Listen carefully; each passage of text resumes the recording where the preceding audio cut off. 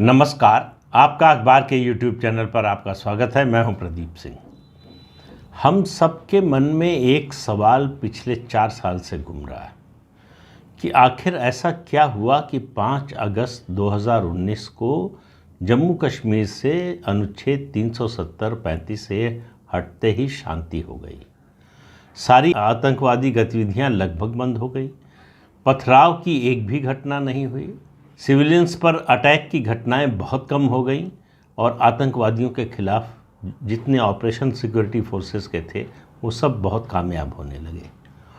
जम्मू कश्मीर में शांति कैसे आ गई, ये बहुत से लोगों के मन में प्रश्न है। शुरू के कुछ महीनों में ये आरोप लगाया गया सरकार पर कि वो सेना के बल पर लोगों को घर में बंद करके, लोगों को घर से निकलने नहीं देकर और उसके अलावा लोगों के मुंह पर ताला लगाकर ये शांति दिखा रही है, जो सचमुच शांति है नहीं।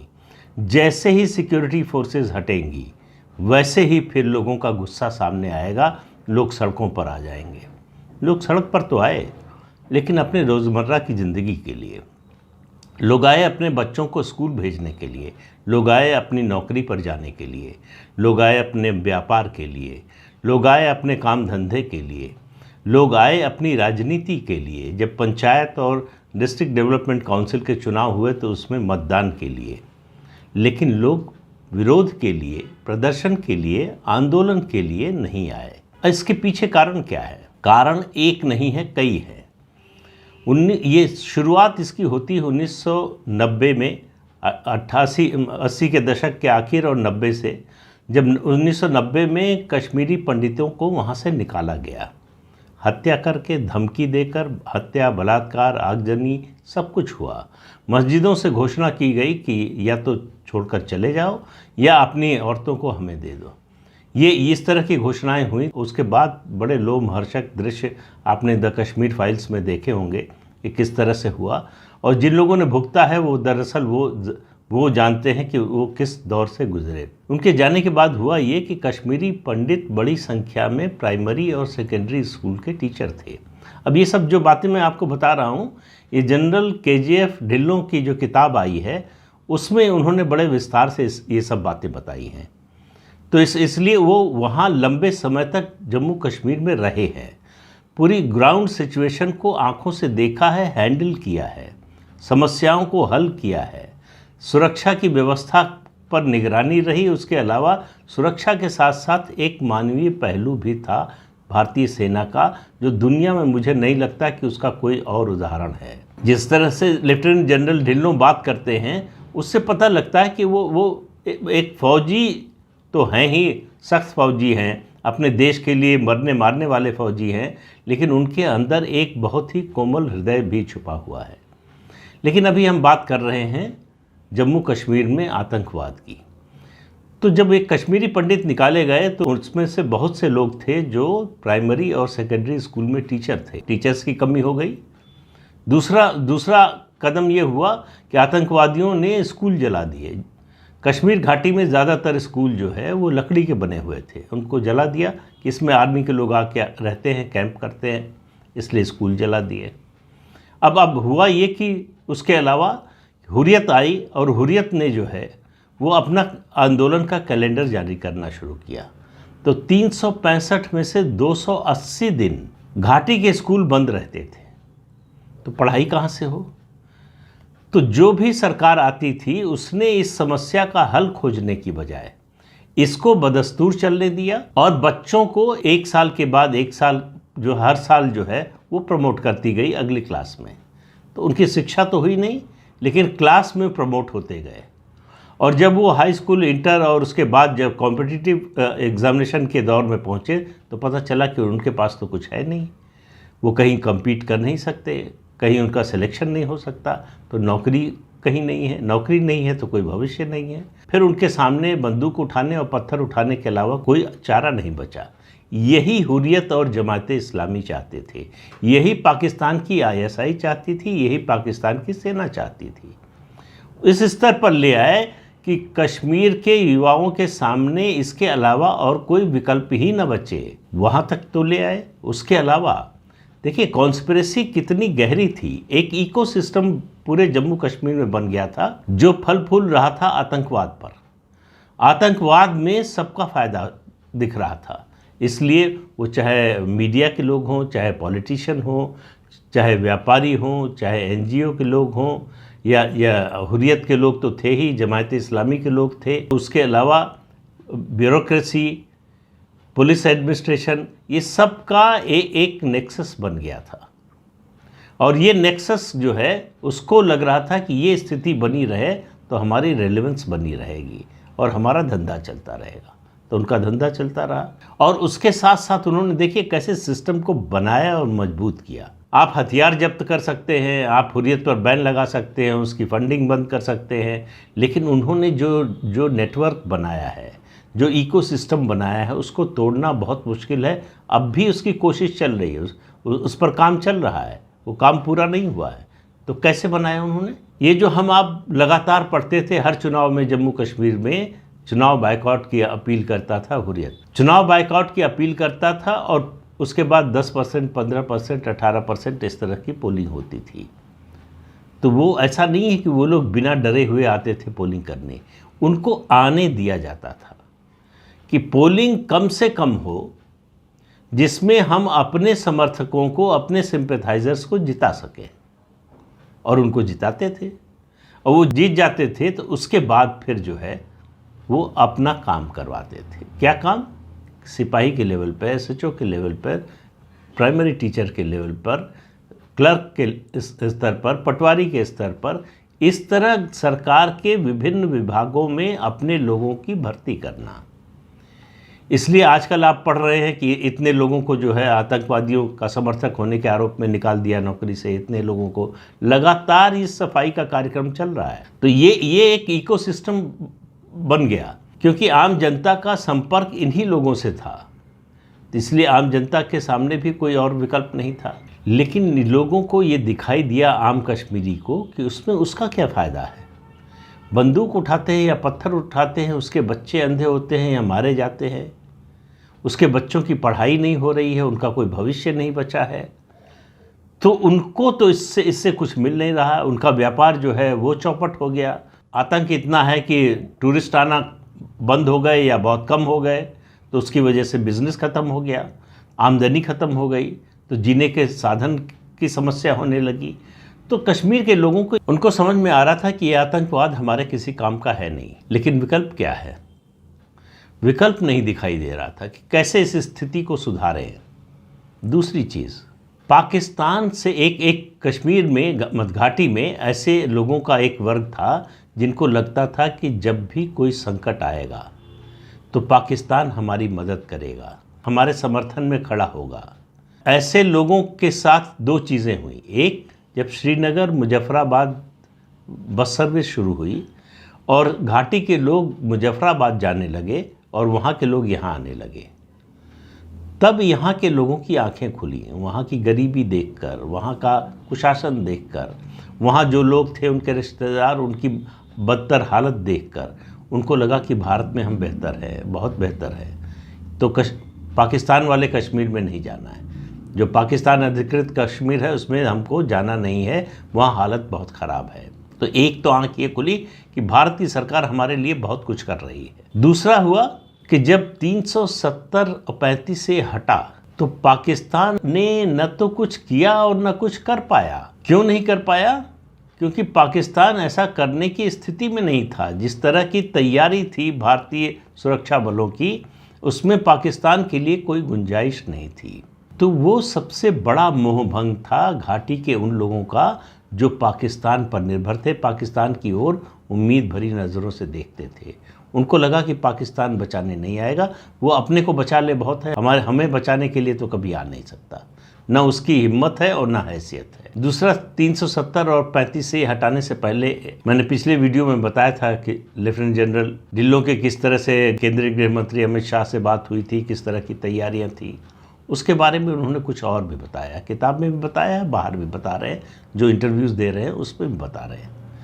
उन्होंने कहा कि जो बैठकें हो रही थी तैयारी की, उस समय तक ये पता नहीं था कि क्या होने वाला है, लेकिन कुछ होने वाला है। तो उसमें एक राय ये बनी थी कि हमको दिसंबर में जो भी एक्शन लेना है, जो भी करना है, दिसंबर जनवरी में करना चाहिए, सर्दियों के समय। उस समय जो है जो दर्रे होते हैं वो बंद होते हैं, बर्फ़ से ढक जाते हैं, इसलिए पाकिस्तान वहाँ से कुछ जो है आतंकवादियों को या कुछ भेज नहीं सकता, आक्रमण करने की स्थिति में नहीं होगा, किसी तरह का एक्शन करने की स्थिति में नहीं होगा, तो हमारे लिए वो सुविधाजनक होगा। लेकिन लेफ्टिनेंट जनरल ढिल्लों का सबसे अलग मत था। उनका कहना था कि हमको अभी करना चाहिए। तो उनका तर्क ये था कि अगर हम अभी करेंगे तो सर्दियों के जो 3-4 महीने होते हैं, उन्होंने कहा वैसे भी शांतिपूर्ण होते हैं, आतंकवादी गतिविधियां बहुत कम हो जाती हैं, घुसपैठ बहुत कम हो जाती है, लगभग बंद ही हो जाती है। तो ऐसे में हमको 3-4 महीने का वो जो समय मिलेगा, अगर अभी करेंगे, मान लीजिए कि स्थिति कुछ ख़राब होती है, समस्या आती है, तो हमको 3-4 महीने मिलेगा अपनी नए सिरे से तैयारी करने के लिए, अपनी स्ट्रेटजी पर नए सिरे से विचार करने के लिए, और उसके बाद जो है उस हिसाब से दूसरा एक्शन लेने के लिए। लेकिन अगर दिसंबर जनवरी में करते हैं, सर्दियों में करते हैं, तो 2 चीज़ें हो सकती हैं। एक कि ये गोपनीय नहीं रह पाएगा, ये फैसला कि भारत ऐसा कुछ करने जा रहा है, ये गोपनीय नहीं रह पाएगा, पाकिस्तान को पता चल जाएगा, तो पाकिस्तान को तैयारी का मौका मिल जाएगा, और वो मौका हमें पाकिस्तान को नहीं देना चाहिए। तो पॉलिटिकल लीडरशिप ने उनकी बात मानी। हालांकि वो इन शब्दों में नहीं कहते कि पॉलिटिकल लीडरशिप ने मेरी बात मानी, मेरे सुझाव पर जो है एक्शन लिया। वो कहते हैं पॉलिटिकल लीडरशिप ने ये फैसला किया कि अभी होना है। 5 अगस्त 2019 को जम्मू कश्मीर से अनुच्छेद 370 और 35A हटाने का फैसला हो गया, हटा दिया गया। अब सिक्योरिटी फोर्सेस पर था। उन्होंने आश्वासन दिया केंद्र सरकार को कि कुछ नहीं होगा, हम कुछ नहीं होने देंगे। उनसे पूछा गया कि और फोर्स चाहिए, उन्होंने कहा कि अभी हमको कोई फोर्स नहीं चाहिए, जितना है पर्याप्त है। और लेफ्टिनेंट जनरल ढिल्लों कहते हैं कि 30-35 साल के आतंकवाद का जो इतिहास है जम्मू कश्मीर का, उसमें अनुच्छेद 370-35 से हटने के बाद के 3 महीने सबसे शांतिपूर्ण महीने थे।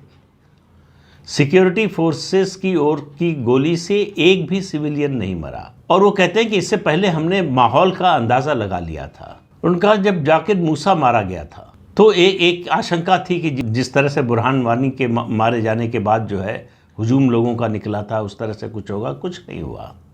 तो इस तरह की घटनाएं, इस तरह के ऑपरेशन हुए, उसके बाद जिस तरह की शांति दिखी, उसका कारण वही पीछे जो बताया, मैंने पहले बताया, वो है कि लोगों के मन से आतंकवाद के प्रति आकर्षण लगातार कम और धीरे धीरे खत्म होता जा रहा था। तो 3 महीने शांति के रहे, लेकिन विपक्ष आरोप लगाता रहा। सुप्रीम कोर्ट आया, दुनिया भर में हल्ला मचाया गया, तमाम देशों के राजदूत और सरकारें जो ये कहती रही कि वहाँ जो है वो प्रायोजित शांति है, संगीन के साए में शांति का जो है एक दिखावा किया जा रहा है। उसके बाद जो है कई देशों के राजदूत जम्मू कश्मीर पहुँचे। तो कहते हैं जर्मनी के राजदूत और कई लोगों को हमने कहा कि आप लाल चौक पर गाड़ी चला कर जाइए, खुद ड्राइव करके जाइए। और वो गए और उन्होंने देखा। उसके बाद एक अखबार में लेख लिखा कि मुझे कहीं क्लैंप डाउन नहीं दिखा, मुझे कहीं नहीं दिखा कि जबरन लोगों को घर में रोका गया है। तो ये हमारे सिक्योरिटी फोर्सेस की बहुत बड़ी कामयाबी थी कि इतना बड़ा स्टेप, इतना बड़ा फैसला हुआ। जो पॉलिटिकल लीडरशिप ने पॉलिटिकल विल दिखाई, उसको सपोर्ट किया सिक्योरिटी फोर्सेस ने कि हम जो आपने फैसला लिया है उसको सही साबित करके ग्राउंड पर दिखाएंगे। तो 370 और 35A हटने के बाद जो कुछ देख रहे हैं जम्मू कश्मीर के लोग, ख़ासतौर से घाटी के लोग, वो उनके लिए एक नया अनुभव है। उनको अपने बच्चों का भविष्य दिख रहा है, अपने बच्चों की शिक्षा, स्वास्थ्य दिख रहा है, अपने रोज़गार के अवसर दिख रहे हैं। टूरिस्ट का आना बड़ी तेज़ी से बढ़ गया है, उनका व्यापार, उनका व्यवसाय बढ़ रहा है। जो कारीगर हैं उनका सामान बिक रहा है, इन्वेस्टमेंट आ रहा है, नई नई कंपनियां आ रही, तो रोज़गार के नए अवसर पैदा हो रहे हैं। जो युवा हैं उनके लिए नौकरी के नए मौके मिल रहे हैं। तो ये सब बदलाव देखने के कारण आज हुर्रियत को कोई पूछने वाला नहीं है। और कोई आश्चर्य नहीं है कि जब भी विधानसभा चुनाव हो, मेरा मानना है कि जो है लोकसभा चुनाव के साथ या उससे पहले हो जाएगा। जब भी विधानसभा चुनाव हो उसमें नेशनल कॉन्फ्रेंस और पीडीपी की हालत और ख़राब हो जाए। ये डिस्क्रेडिटेड और डिस्कार्डेड पार्टियां हैं। लोगों ने देखा कि आतंकवाद के इन 3 दशक से ज़्यादा के समय में इन लोगों ने उसी इकोसिस्टम की मदद की, उसी इकोसिस्टम का हिस्सा बने रहे। तो आतंकवाद में इनका भी फ़ायदा था। इनको सत्ता मिल रही थी, बदले में आतंकवादियों को हुर्रियत, आईएसआई, पाकिस्तान आर्मी, जमात इस्लामी, इन सब की मदद कर रहे थे। तो एक सिम्बियोटिक रिलेशनशिप बन गई थी। दोनों को एक दूसरे से फ़ायदा हो रहा था, तो दोनों को मज़ा आ रहा था। दोनों चाहते थे कि आतंकवाद बना रहे। आतंकवाद के खात्मे में इस पूरे इकोसिस्टम की जरा भी रुचि नहीं थी, इसलिए रेजिस्टेंस था।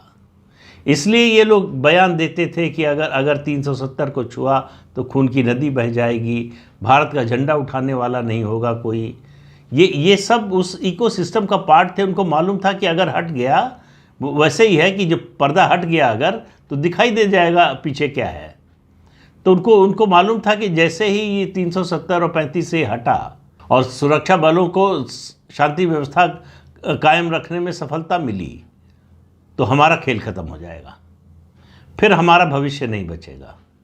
हुर्रियत कहाँ है? आज कोई नाम लेवा नहीं है। जमात इस्लामी कहाँ है? कोई नाम लेवा नहीं है। आईएसआई, पाक आर्मी, इनका जम्मू कश्मीर में क्या रह गया है ये बताने की ज़रूरत नहीं है।